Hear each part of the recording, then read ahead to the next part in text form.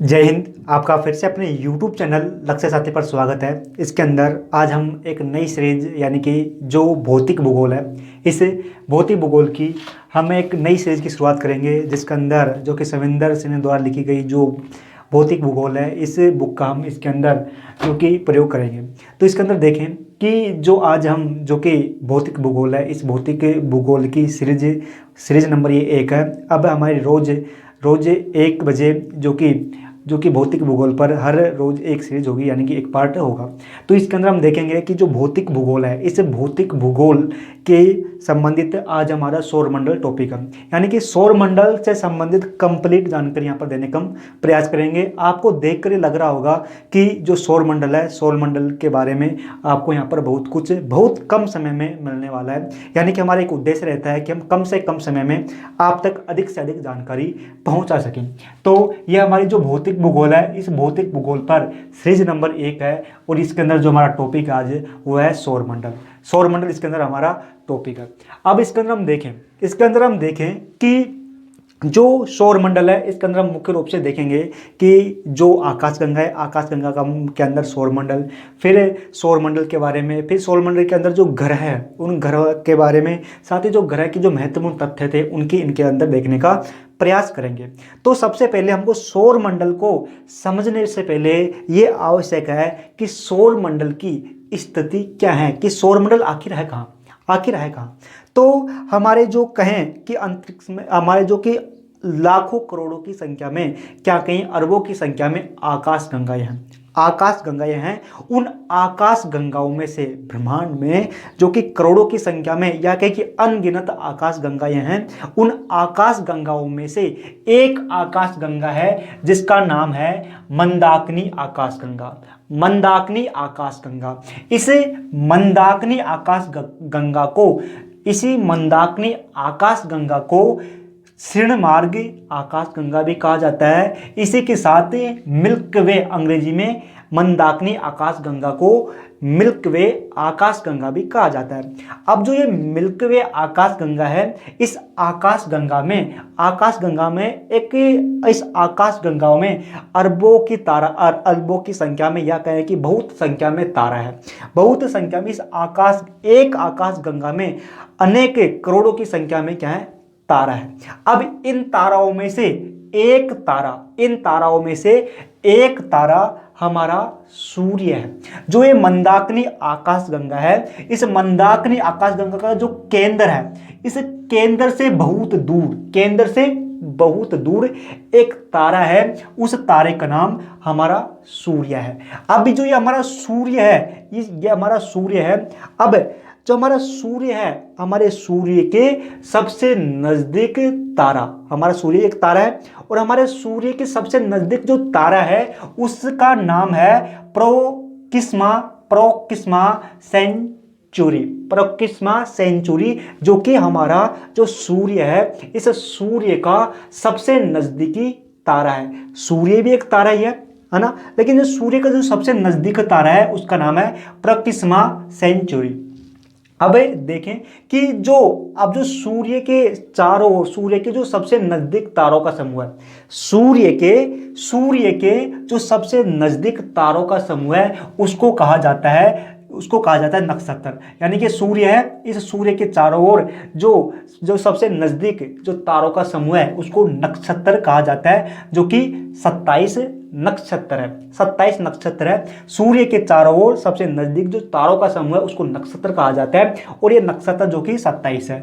अब जो दूरी पर, जो कि थोड़ी दूर पर, जो कि कहें कि जो तारों का जो समूह है, नक्षत्रों से दूर जो कि तारों का समूह है उसको कहा जाता है तारामंडल, जो कि 88 है। तारामंडल जो को समूह है, इसके अंदर तारों की संख्या 88 है। इन्हीं के आधार पर, नक्षत्रों के आधार पर हमारा ज्योतिष जो कि ज्योतिष विद्या करते हैं। अब देखें कि अब इसी जो तारा है सूर्य, इस सूर्य का जो कि सौरमंडल है, यानी कि सूर्य है। अब ये हमारा जो सूर्य है, इस सूर्य का ये क्या है, सौरमंडल है। अब इसका प्रधान है ये सूर्य है, और इस सौरमंडल के अंदर जो ये हमारा सौरमंडल है, इस सौरमंडल के अंदर जो कि 8 ग्रह है, इस सौर मंडल के अंदर 8 ग्रह है, जिसका नाम बुध, शुक्र, पृथ्वी, मंगल, बृहस्पति, शनि, अरुण वरुण।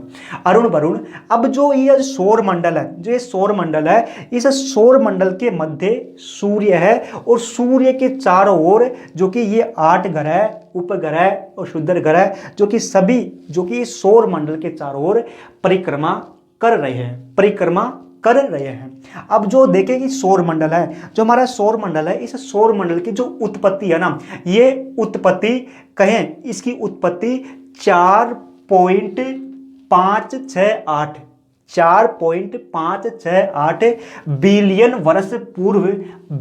वर्ष पूर्व सौर मंडल की उत्पत्ति हुई थी। 4.568 बिलियन वर्ष पूर्व जो कि हमारे सौर मंडल की उत्पत्ति हुई थी। अब जो सौर मंडल के अंदर एकमात्र तारा है वो है सूर्य। हमारे जो नजदीक सबसे तारा है वो सूर्य है। सूर्य भी एक तारा है। सौर मंडल के अंदर जो उष्मा का जो प्रमुख स्रोत है या कहीं ऊर्जा का जो प्रमुख स्रोत है वो सूर्य है। इसी के साथ अभी जो ये सौर मंडल के अंदर 8 ग्रह है, बुध, शुक्र, पृथ्वी, मंगल, बृहस्पति, शनि, अरुण, वरुण, है ना। इसी के साथ देखें कि जो ये सौर मंडल है, इस सौर मंडल के अंदर जो कि पांच बोने ग्रह भी है, 5 बोने ग्रह भी है। जैसे कि 5 बोने ग्रह में देखो, एक बोना ग्रह है सेरस, बोना ग्रह है। दूसरा प्लूटो जो कि पहले ग्रह हुआ करता था, इसको हटाकर बोने ग्रह की लिस्ट में रख दिया गया। प्लूटो एक छोटा बोना ग्रह है। इसी के साथ होमिया जो कि एक बोना ग्रह है। इसी के साथ इरिस जो कि एक क्या है, बोना ग्रह है। साथ ही जो ज्ञात उपग्रह है हमारे सौर मंडल में, जो कि ग्रह है, इन ग्रहों को भी उपग्रह है। ये उपग्रह ग्रहों के चारों ओर चक्कर लगाते हैं। ये प्राकृतिक उपग्रह जो कि ज्ञात लगभग 472 प्राकृतिक उपग्रह है। अब देखिए कि जो हमारा सौर मंडल है, ये हमारा सौर मंडल है। सूर्य सबसे मध्य में है और जो 8 ग्रह है, ये 8 ग्रह सूर्य के चारों ओर परिक्रमा कर रहे हैं। अब जो यहाँ पर एक तो होते हैं कि परिक्रमा, है ना, एक तो कक्षीय गति और एक अक्ष पर घूर्ण। यानी कि अभी जैसे कि मंगल ग्रह है, ये मंगल ग्रह जो कि सूर्य के चारों ओर परिक्रमा करेगा, इसको हम कहेंगे कक्षीय गति। इस कक्षीय गति के कारण जो कि जलवायु परिवर्तन होता रहता है। जैसे पृथ्वी सूर्य के चारों ओर परिक्रमा लगाती है, जिसके कारण जो कि कभी गर्मी कभी सर्दी, जो कि इसी के कारण जो कि जलवायु परिवर्तन होता रहता है। तो जो कि पृथ्वी सूर्य के चारों ओर चक्कर लगाएगी, इसको हम कहेंगे परिक्रमा, सूर्य का परिक्रमा। अब जो पृथ्वी है ना, पृथ्वी और सभी ग्रह जो कि अपने अक्ष पर अपनी ही जगह घूमते रहते हैं, जिसको हम कहते हैं घूर्ण। यानी कि अपनी जगह पर ये घूमते रहते हैं, जिसको घूर्ण कहते हैं, जिसके कारण दिन और रात होती है। अब इसके अंदर जो सबसे पहले हम देखें कि सूर्य, है ना, और जो सौर ज्वाला है, सूर्य के बारे में देखें, फिर देखेंगे इन ग्रहों के बारे में। जो सूर्य है, जो हमारा सूर्य है, ये सूर्य सौर मंडल के अंदर सबसे मध्य में है। ये बहुत गर्म है सूर्य। अब जो सूर्य है, जो सूर्य का जो सतही भाग है, इस सतही भाग को, जो सूर्य का सतही भाग है, इसको कहा जाता है वर्णमंडल।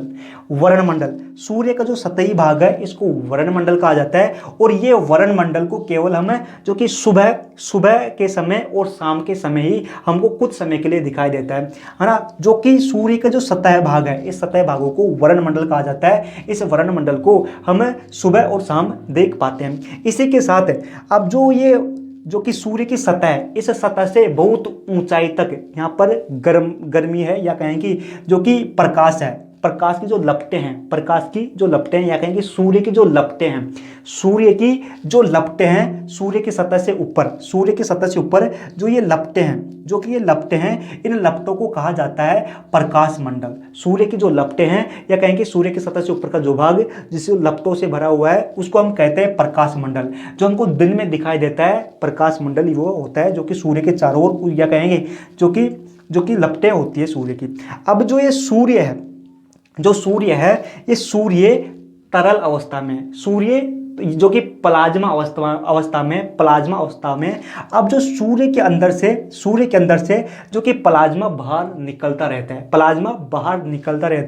प्लाज्मा जो कि अत्यंत गर्म है, ये प्लाज्मा अत्यंत गर्म है, बहुत गर्म है। अब जो ये प्लाज्मा जो कि निकलता है, जो ये प्लाज्मा निकलता है, इस प्लाज्मा को कहा जाता है, प्लाज्मा को कहा जाता है सौर ज्वाला। जो सूर्य से जो प्लाज्मा निकलता है, प्लाज्मा को कहते हैं सौर ज्वाला। अब ये सौर ज्वाला जिस स्थान से निकलती है, सूर्य के जिस स्थान से ये सौर ज्वाला निकलती है, इसको कहा जाता है, इस स्थान को कहा जाता है सौर कलंक। जिस स्थान से जो कि सौर ज्वाला निकलती है उसको कहा जाता है सौर कलंक। अब जो ये सौर ज्वाला आ गई, ये बहुत गर्म होती है। अब जो ये सौर ज्वाला को जो ग्रह है, जो ये ग्रह अपने आकर्षण के कारण इस सौर ज्वाला को अपनी ओर खींचते हैं, जिसके कारण ये सौर ज्वाला सूर्य से बहुत दूर जो ये ग्रह है, इन ग्रहों के पास आ जाती है, इन ग्रहों के पास आ जाती है। जैसे शुक्र ग्रह पर, बुध ग्रह पर आ जाती है, शुक्र ग्रह पर आ जाती है। अब जो ये पृथ्वी ग्रह है, जो पृथ्वी है, इस पृथ्वी के चारों ओर जो कि वायुमंडल पाया जाता है, पृथ्वी के चारों ओर वायुमंडल पाया जाता है।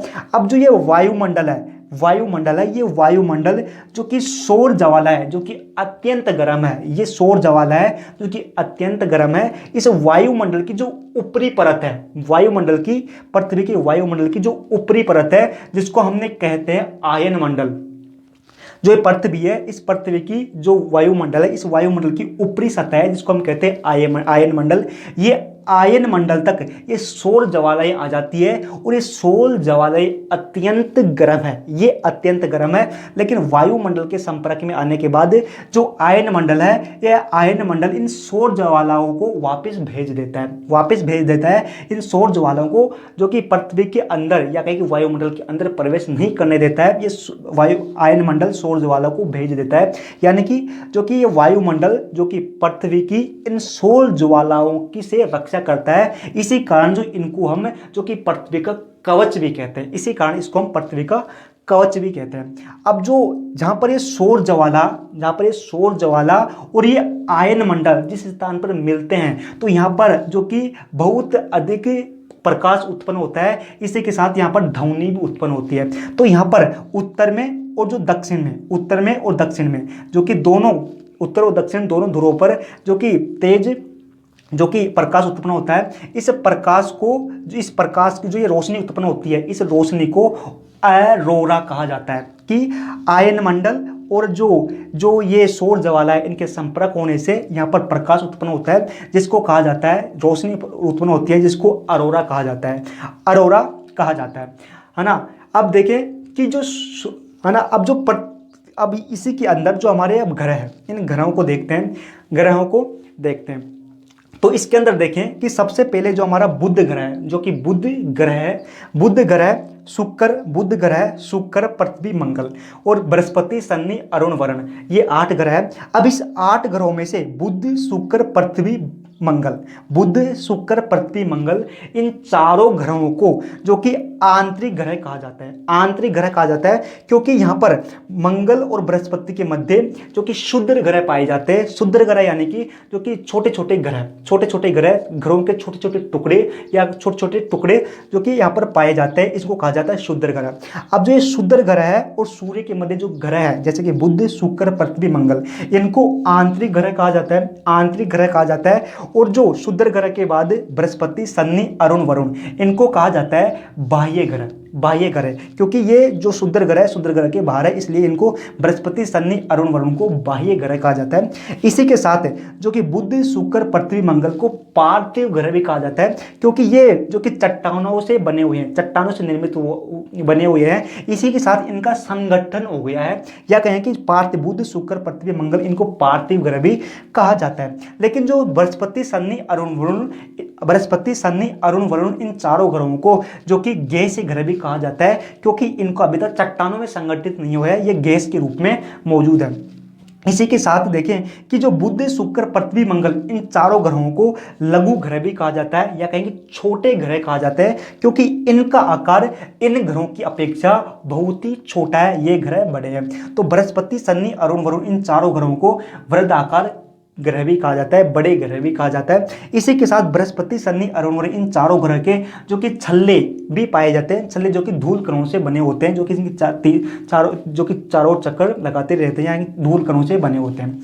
अब इसी के साथ देखें कि जो बुध है, जो बुध ग्रह है, इस बुध ग्रह के एक प्राकृतिक उपग्रह हुआ करता था, और जो शुक्र है, इस शुक्र के भी प्राकृतिक उपग्रह हुआ करते थे। लेकिन जो सूर्य है, ये सूर्य अपने आकर्षण के कारण बुध और शुक्र का जो प्राकृतिक उपग्रह था, इन प्राकृतिक उपग्रहों को खींच लेता है और सूर्य के अंदर मिला लेता है, सूर्य के अंदर मिला लेता है। अब इसके बाद में जो पृथ्वी है, इस पृथ्वी का एक प्राकृतिक उपग्रह होता है जिसको हम कहते हैं चंद्रमा, यानी कि पृथ्वी के एकमात्र प्राकृतिक उपग्रह जो कि चंद्रमा है। इसी के साथ जो मंगल ग्रह है, इस मंगल ग्रह के 2 प्राकृतिक उपग्रह होते हैं, जो कि 2 प्राकृतिक उपग्रह होते हैं है। इसी के साथ जो बृहस्पति है, इस बृहस्पति के गुणोत्तर प्राकृतिक उपग्रह है लगभग। इसी के साथ जो शनि ग्रह है, शनि ग्रह के लगभग 62 प्राकृतिक उपग्रह है, और अरुण के 27 प्राकृतिक उपग्रह है। साथ ही वरुण जो ग्रह है, इस वरुण के 14 प्राकृतिक उपग्रह है। इसी के साथ कि जो ये बुध सूर्य के चारों ओर, बुध है सूर्य के चारों ओर, जो कि बुध सूर्य के चारों ओर जो कि चक्कर लगाने में 88 दिन लगाता है, 88 दिन लगाता है। साथ ही जो बुध है अपने अक्ष पर घूमने में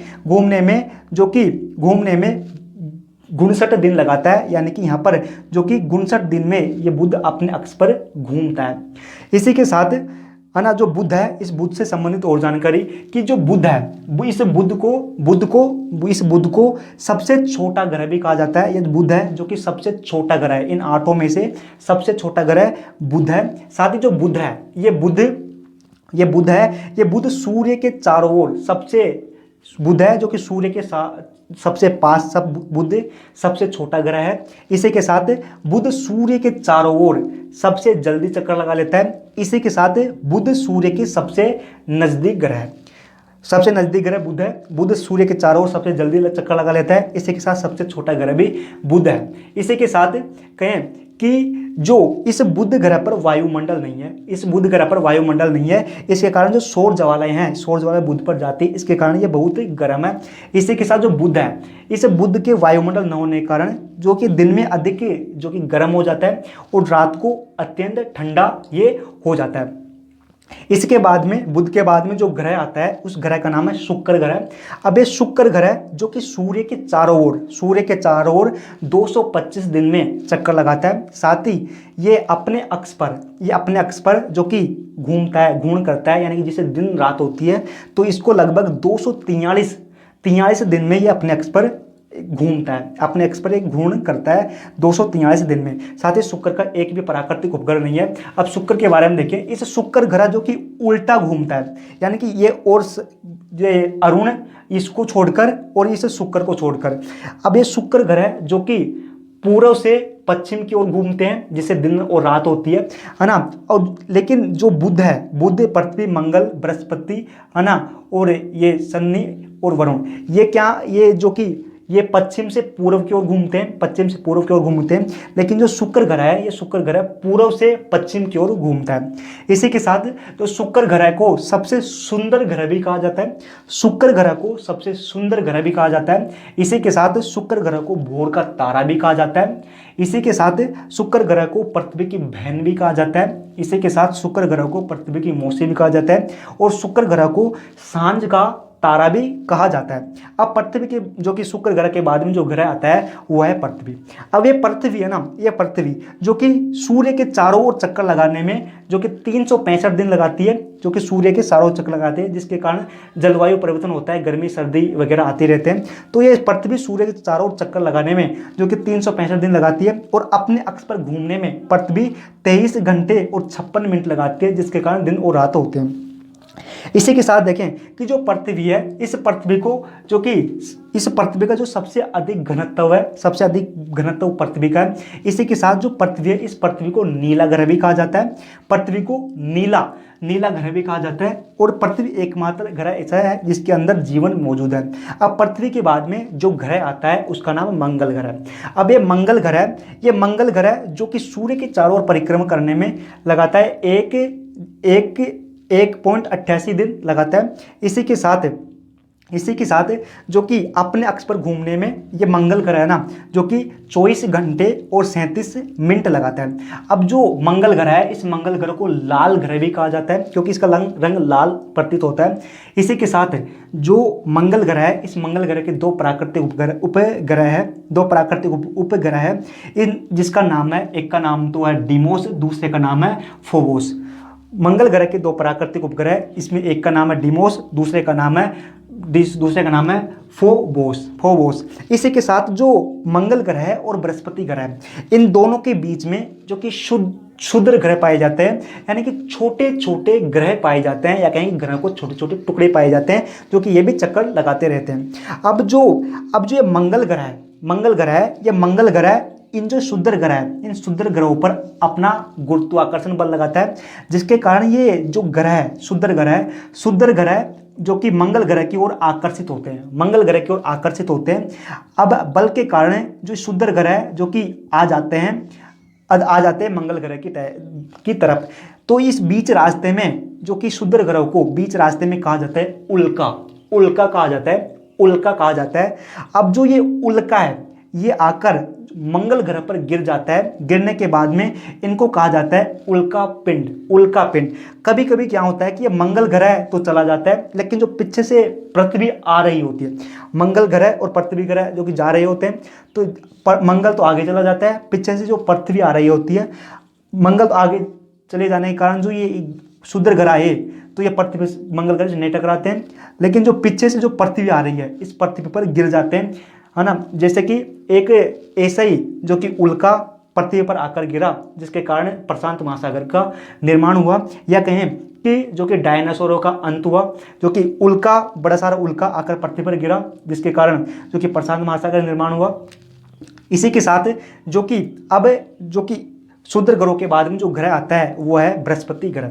अब ये बृहस्पति जो ग्रह है, इस बृहस्पति ग्रह के जो कि गुणोत्तर प्राकृतिक उपग्रह, साथ ही ये छल्लादार ग्रह है। छल्लादार यानी कि धूल कणों से इसके छल्ले बने हुए हैं, और इस बृहस्पति के 3 छल्ले हैं। अब ये बृहस्पति है ना, जो कि सूर्य के चारों ओर परिक्रमा करने में 11.86 ईयर लगाती है, यानी कि साल लगाती है। इसी के साथ जो कि अपने अक्ष पर घूमने में जो कि बृहस्पति 9 घंटे और 56 मिनट लगाता है। इसी के साथ देखें कि जो बृहस्पति ग्रह है, इस बृहस्पति ग्रह को मास्टर ऑफ गाइड कहा जाता है। इसी के साथ जो बृहस्पति ग्रह है, सबसे भारी ग्रह है, इन 8 ग्रहों में सबसे भारी ग्रह बृहस्पति है।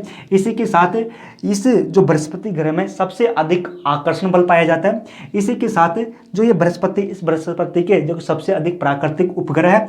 इसी के साथ जो कि ये बृहस्पति अपने अक्ष पर सबसे जल्दी जो कि चक्कर लगा लेता है 9 घंटे और 56 मिनट में सबसे जल्दी अपने अक्ष पर चक्कर लगाने वाला बृहस्पति ग्रह है। इसी के साथ देखें कि इसके बाद में जो ग्रह आता है वो है शनि ग्रह। अब इस शनि ग्रह के भी 7 छल्ले हैं। साथ ही ये शनि ग्रह सूर्य के चारों ओर परिक्रमा करने में 29.50 ईयर का समय लगाता है। इसी के साथ ये अपने अक्ष पर घूमने में 10 घंटे और 29 मिनट लगाता है। इसी के साथ देखें कि जो शनि ग्रह है, यह शनि ग्रह जो कि आकाश गंगा जैसा माना जाता है, इसको आकाश गंगा जैसा भी कहा जाता है शनि ग्रह को। इसी के साथ शनि ग्रह के बाद में जो ग्रह आता है उसका नाम है वरुण ग्रह। अब ये वरुण ग्रह के जो कि 13 छल्ले हैं, जो कि सबसे अधिक छल्ले हैं, 13 छल्ले हैं। इसी के साथ जो कि इसके अरुण के 27 प्राकृतिक उपग्रह है। अब ये वरुण जो कि सूर्य के चारों ओर परिक्रमा करने में जो कि 84 सालों का समय लगता है इसको। इसी के साथ अपने अक्ष पर घूमने में इस अरुण को 17 घंटा और 14 मिनट लगती है।